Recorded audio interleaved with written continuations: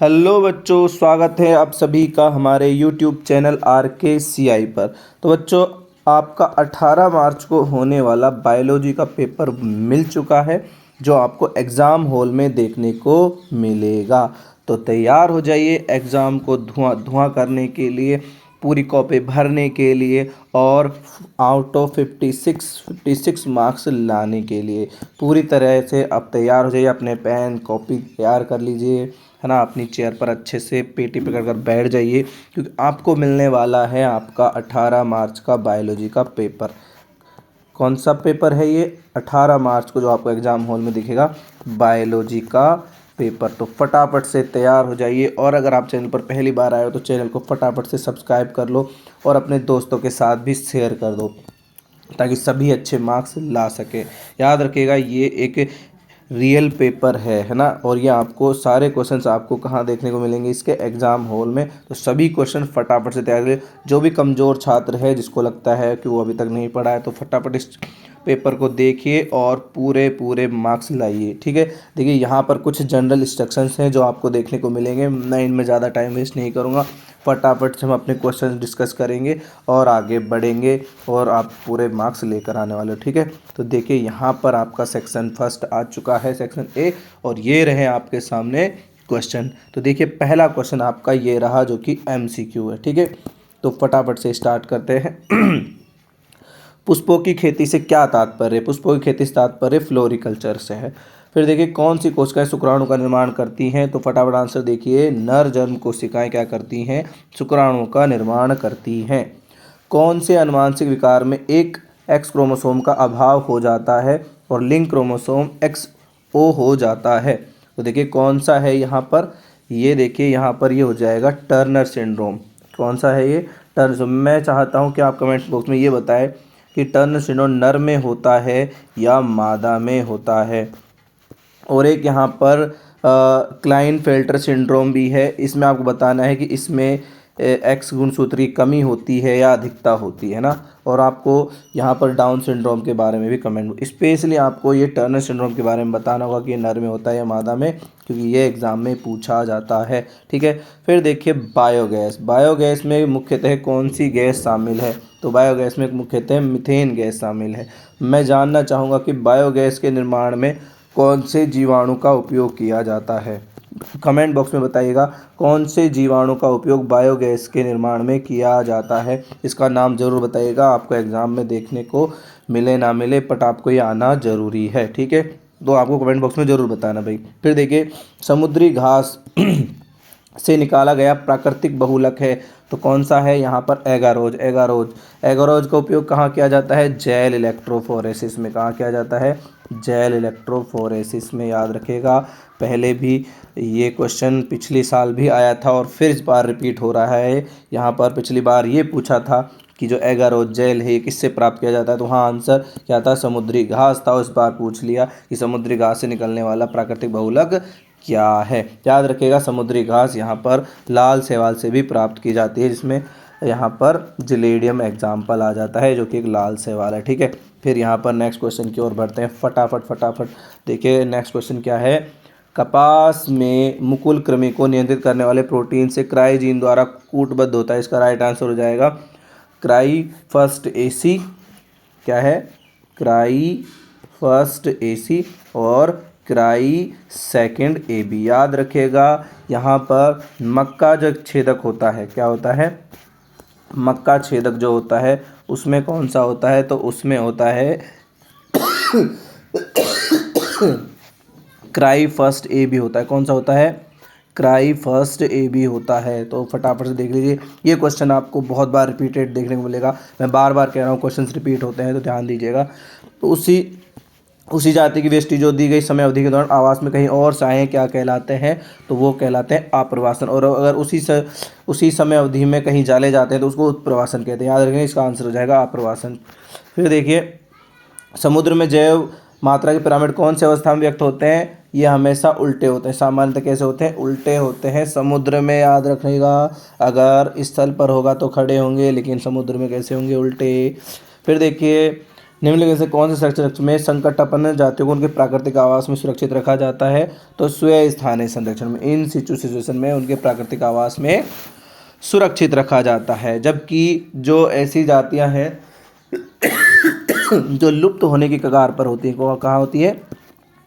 लुप्त होने की कगार पर होती है, उनको कहाँ रखा जाता है? उनको बाह्य स्थानीय सुरक्षा दी जाती है, यानी कि उनके वास्तविक स्थान से निकालकर दूसरे स्थान पर ले जाया जाता है। फिर देखिए, प्यूरिन नाइट्रोजनी क्षार है। प्यूरिन कौन सा नाइट्रोजनी क्षार है? एडेनिन। याद रखना, प्यूरिन में एडेनिन और ग्वानिन आता है। क्या आता है? एडेनिन और ग्वानिन आता है। जबकि पिरिमिडिन जो होता है उसमें कौन आते हैं? साइटोसिन, यूरेसिल और थाइमिन आता है, तो याद रखिएगा। फिर देखते हैं नेक्स्ट क्वेश्चन।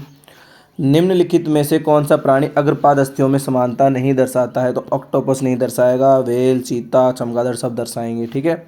फिर देखिए, प्रोटोजोन जो अतिसार का रोग कारक है, यहाँ पर अमीबा, अमीबा देखिए नहीं है स्पेशली, है ना, बट अमीबा एंटा अमीबा हिस्टोलिटिका होता है। क्या होता है? एंटा अमीबा हिस्टोलिटिका, हिस्टोलिटिका। तो इसीलिए हमने यहाँ पर आंसर क्या किया है? अमीबा किया है ना। ठीक है। फिर देखिए, क्योंकि यहाँ पर एस्केरिस कोई प्रोटोजोन नहीं है, प्लाज्मोडियम जो है ना, प्लाज्मोडियम प्रोटोजोन तो है लेकिन वो अतिसार नहीं करता है। और फाइलेरिया कृमि क्या करता है? ये हाथी पांव रोग करता है। कौन सा रोग करता है? ये हाथी पांव रोग करता है। ठीक है। फिर देखिए फिर नेक्स्ट क्वेश्चन क्या है? कौन सी पारस्परिक क्रिया में एक जाति को लाभ होता है और दूसरी जाति को ना लाभ होता है और ना ही हानि? तो ये हो जाएगी सहभोजिता। याद रखिएगा, सहउपकारिता में दोनों को लाभ होता है, परजीविता में एक को लाभ होता है, एक को हानि होती है, और स्पर्धा में दोनों को हानि होती है। यहाँ पर एक को लाभ और दूसरे को ना लाभ ना हानि। ठीक है। नेक्स्ट क्वेश्चन की ओर बढ़ते हैं फटाफट से। यहाँ पर देखिए, नेक्स्ट क्वेश्चन ये रहा, पारिस्थितिक तंत्र की शब्दावली में हरे पादप क्या होते हैं? उत्पादक होते हैं। बहुत इजी क्वेश्चन था। यौन संचारित रोग का उदाहरण यहाँ पर क्या हो जाएगा? सुजा, गोनेरिया, गोनेरिया, गोनेरिया। ठीक है। फिर देखिए यहाँ पर नेक्स्ट क्वेश्चन क्या हो जाएगा? सर्वप्रथम कितने जैविकता हॉटस्पॉट चिन्हित किए गए थे? 25 किए गए थे। कितने किए गए थे? 25 किए गए थे, और वास्तव में अब कितने हो गए? 33 हो चुके हैं। ठीक है। और आपको पता होगा 3 भारत में है, जिनको आप याद रखिएगा। एमसीक्यू हो गए, फटाफट सब देखते हैं। यहाँ पर आपके जो फिल इन द ब्लैंक्स हैं, परागकण मातृ कोशिका सूत्र विभाजन द्वारा लघु बीजाणु के निर्माण की प्रक्रिया कहते हैं, इसको हम कहते हैं लघु बीजाणु जनन। क्या कहते हैं? लघु बीजाणु जनन कहते हैं। क्या कहते हैं? लघु बीजाणु जनन। फिर देखिए नेक्स्ट क्वेश्चन, अंडोत्सर्ग खालिस्तान नामक हार्मोन से प्रेरित होता है। तो LH हार्मोन, ल्यूटिनाइजिंग हार्मोन के द्वारा। कौन से हार्मोन के द्वारा? Luteinizing hormone. अजन के जीन संयोजन के उत्पादन क्या कहते हैं? पुनर्संयोजन। क्या कहते हैं? पुनर्संयोजन कहते हैं। रिकॉम्बिनेंट क्या कहते हैं? रिकॉम्बिनेंट कहते हैं। ठीक है भाई। नेक्स्ट क्वेश्चन की ओर बढ़ते हैं। देखिए फटाफट से देखिए बच्चों, मैं बार बार आपसे बोल रहा हूँ कि अगर आप अभी तक चैनल को सब्सक्राइब नहीं किया है तो प्लीज़ इस चैनल को सब्सक्राइब करें। मैंने ज़्यादातर देखा है 98%, याद रखेगा 98% ऐसे व्यूअर हैं जिन्होंने चैनल को सब्सक्राइब नहीं किया है। तो चैनल को सब्सक्राइब करें ताकि हमको मोटिवेशन मिले और हम नई नई वीडियो आपके लेके आ सके। ठीक है। फिर देखिए रामा पितिकस अधिकतम मनुष्य के जैसे थे। कैसे थे? मनुष्य के जैसे थे, याद रखिएगा। जो भी कहाँ मिले थे? हिमालय में। फिर देखिए, खालिस्तान डीएनए को भीतर से विशिष्ट स्थलों पर काटता है। प्रतिबंधित एंडोन्यूक्लिएज एंजाइम। कौन सा एंजाइम है? प्रतिबंधित एंडोन्यूक्लिएज एंजाइम। ठीक है भाई।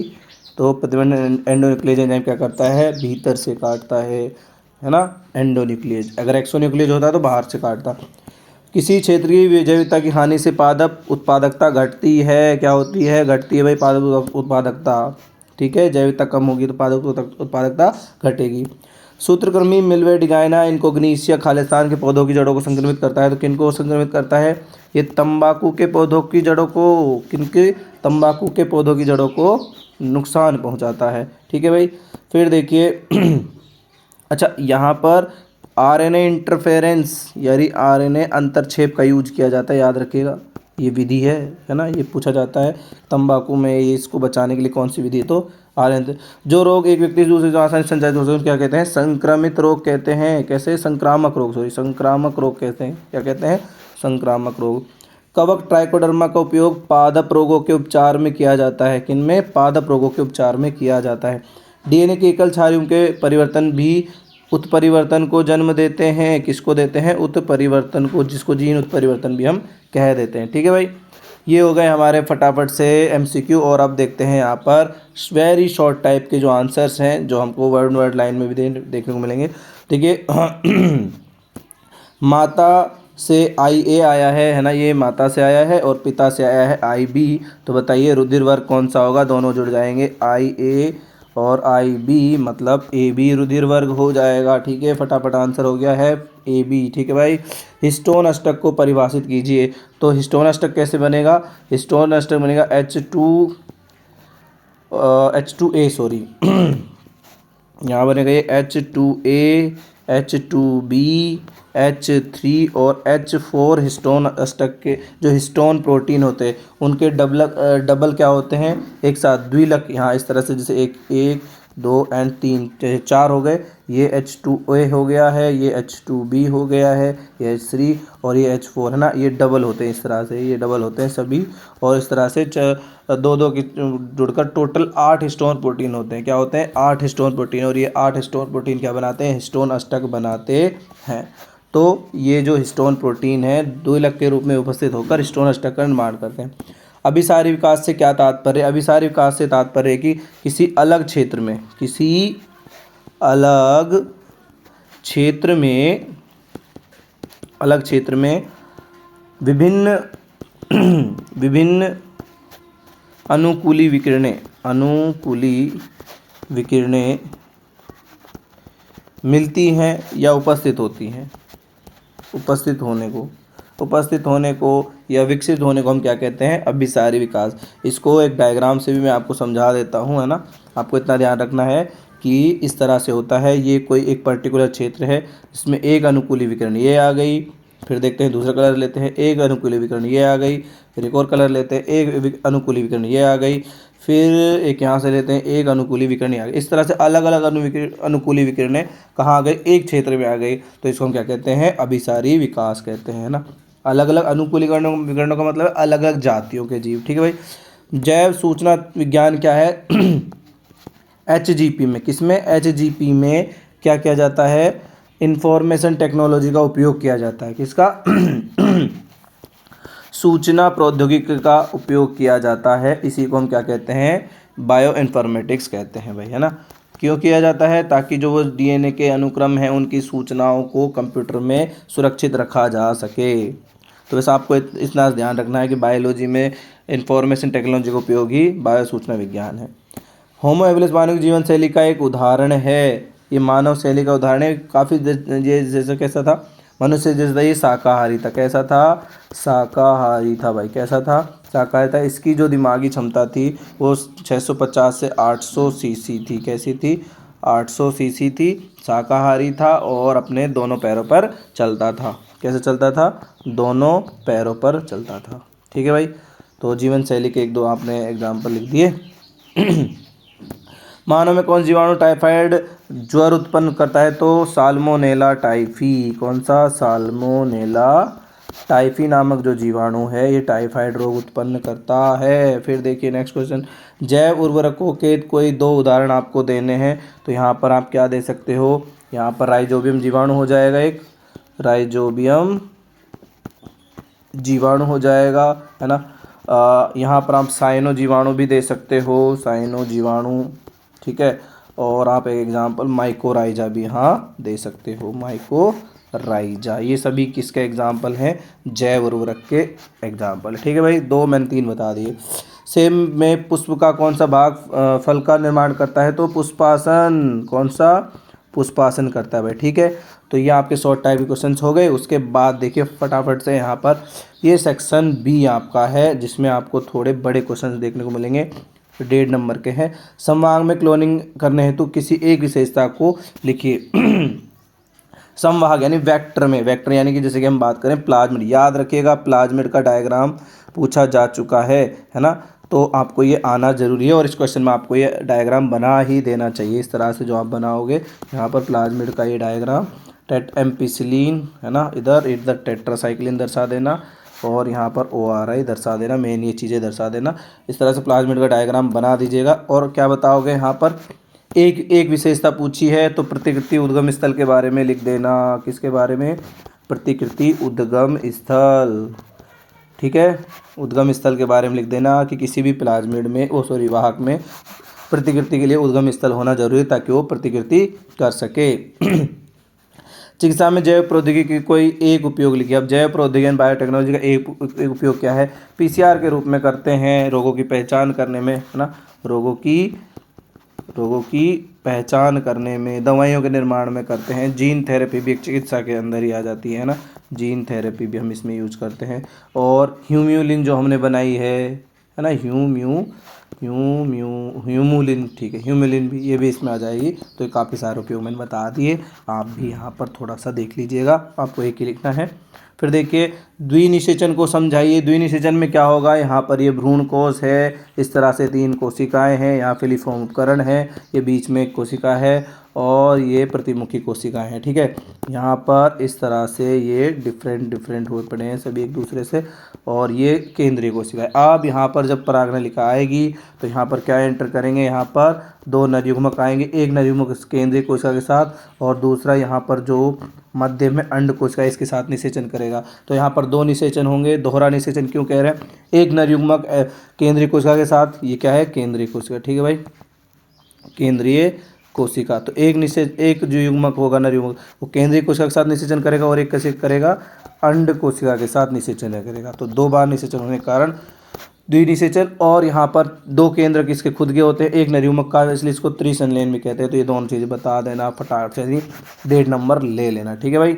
फिर देखिए कितनी 3 अंतः गर्भाशय युक्तियों के नाम आपको बताने हैं। तो यहाँ पर एक लिप्पेस लूप हो जाएगा, लिप्पेस लूप आप बता देना। एग्जाम्पल जो कि क्या है? औषधि रहित IUD का है, कॉपर टी बता देना, है ना। अंतः गर्भाशय IUD के बारे में पूछ रहे हैं। और एक यहाँ पर LNG-20 है ना, जो कि क्या है? हार्मोन मोचक IUD है। तो ये तीनों के एग्जाम्पल मैंने बता दिए हैं, ठीक है भैया। तुमको नाम ही बताना था, हो गया 1.5 नंबर, आधा नंबर। अपूर्ण प्रभाविता को एक उदाहरण द्वारा समझाइए। तो स्नैपड्रैगन, है ना, स्नैपड्रैगन जो एग्जाम्पल है वो अपूर्ण प्रभाविता का ही है ना। स्नैपड्रैगन यहाँ पर आपका आंसर हो जाएगा। बाकी इसके लिए आप दूसरा नाम भी मिराबिलस जलापा, जिसमें क्या होता है? गुलाबी पुष्प बनते हैं। कैसे बनते हैं? एक होते हैं लाल, सफ़ेद, और बनते कैसे हैं? गुलाबी। बनने कैसे चाहिए थे? लाल बनने चाहिए थे, लेकिन बनते कैसे हैं? गुलाबी। ये क्या है? अपूर्ण प्रभाविता का एग्जाम्पल है। जलवाहित रोगों की रोकथाम के उपाय। तो जल को प्रदूषित रहित कीजिए। जैविकता को क्षति के कारक लिखिए। यहाँ पर विदेशी यात्रियों का आक्रमण है, एक तो यही हो जाएगा जैविकता की क्षति के लिए। दूसरा ये हो जाएगा कि वनों की कटाई हो जाएगी, आवास में क्षति जिसको हम कहते हैं। लिख दोगे तुम, बड़े इजी से क्वेश्चन है। पारजंतु के रोगों को अध्ययन में भूमिका, रोगों के निदान में काम आता है, रोगों की पता लगाने में कर सकते हो आप। एक प्रारूपिक बीजांड का नामांकित चित्र बनाना है। तो कुछ नहीं, इस तरह से आप फटाफट ये बन जाएगा बीजांड का है। यहाँ इस तरह से अध्यावरण बना देना और ये बन गया भाई स्ट्रक्चर, ये लो, है ना। यहाँ इस तरह से भ्रूण कोश भी दर्शा सकते हो तुम, इस तरह से ये 3 कोशिकाएं, बस ये हो जाएगा बीजांड का है। अध्यावरण वगैरह नाम आप कर लेना, ये डायग्राम है, नामांकित चित्र आपको बनाना है, ठीक भाई। एकल संकर क्रॉस को आरेख के द्वारा समझाना है, समझा दोगे। बायोगैस संयंत्र का नामांकित चित्र बना दोगे। एक साधारण विलोम बायोरिएक्टर का नामांकित चित्र बनाना। चित्र के 2-3 क्वेश्चन है, याद रखिएगा। ये सारे चित्र देख के जाइएगा फटाफट से आप लोग। ये सेक्शन C है, जिसमें आपको अथवा में भी देखने को मिलने वाले हैं। समष्टि वृद्धि को परिभाषित कीजिए। समृद्धि के 2 मॉडलों का नाम बताइए। एक आपको जानते हो लघु गुणक यानी लॉजिस्टिक वृद्धि होती है, और एक होती है यहाँ पर दूसरी संभार तंत्र वृद्धि। 2 तरह की वृद्धि है, मॉडल है ना। इन दोनों के बारे में बताना है, समष्टि वृद्धि के बारे में बताना। अगर ये नहीं हो रहा तो समष्टि घनत्व, नदी में घनत्व को बढ़ाने वाले प्रक्रमों को बताइए, है ना, जहाँ पर आप्रवासन बढ़ाता है और जन्म दर दो बढ़ाते हैं। समष्टि घनत्व कौन बढ़ाते हैं? आप्रवासन, और दूसरा क्या बढ़ाता है? जन्म दर। शुक्र जनन की प्रक्रिया को समझाइए, अंड जनन की। तो इनमें से कोई भी आपको करना ही है भैया। अनुवांशिक कूटगिरी 2-3 प्रमुख विशेषताओं को बताना है। स्टॉप कोडॉन के बारे में बता देना, है ना। यहाँ पर AUG के बारे में बता देना कि AUG डबल काम करता है। फिर एक अनुवांशिक केवल एक अमीनो कोड करता है। अनुवांशिक कूट सार्वत्रिक होते हैं, अनुवांशिक कूट कोमा रहित होते हैं। बहुत ईजी सा क्वेश्चन है, 3 नंबर आपके कहीं नहीं जाने वाले। DNA फिंगरप्रिंटिंग की उपयोगिता को समझाइए, क्या काम आता है DNA फिंगर, आप सब जानते हो। सेक्शन दे आ गया आपका, यहाँ पर आपको स्व प्रतिरक्षा को परिभाषित करना है, मानव प्रतिरक्षा तंत्र समझाना है, या फिर इसको कर लेना, ठीक है। अप्रद खाद्य श्रृंखला के बारे में बता दो, खाद्य जाल के बारे में, पारिस्थितिकी पिरामिड के लिए। तो ये था आपका पेपर, और फिर से मैं बोल रहा हूँ पेपर को अच्छे से, बहुत अच्छे से तैयार कर लो। चैनल को अभी तक सब्सक्राइब नहीं किया है तो तुरंत सब्सक्राइब कर लीजिए और अपने दोस्तों के साथ शेयर कीजिए। तो मिलते हैं नेक्स्ट वीडियो में, तब तक के लिए जय हिंद, वंदे मातरम, भारत माता की जय।